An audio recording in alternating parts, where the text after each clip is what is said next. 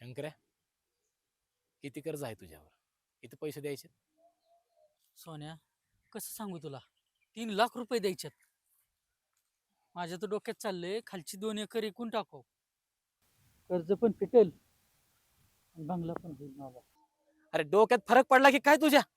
जमीन खायला निघालास? पुढे जाऊन तुझीच पोरं म्हणत्याल आज्यानं कमवलं आणि बापानं ऐकलं, आणि त्याच बापाच्या चुकीमुळं आम्हाला दुसऱ्याच्या रानात जावं लागतंय मजुरी करायला. तर दुसरं काय करू? पैसे तर द्यावेच लागतील ना त्यांचे.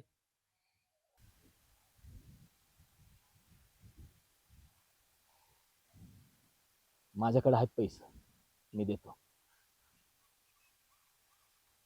सोन्या, तुझ्याकडून जरी घेतलं तरी परत फेडायच्यातच की मला.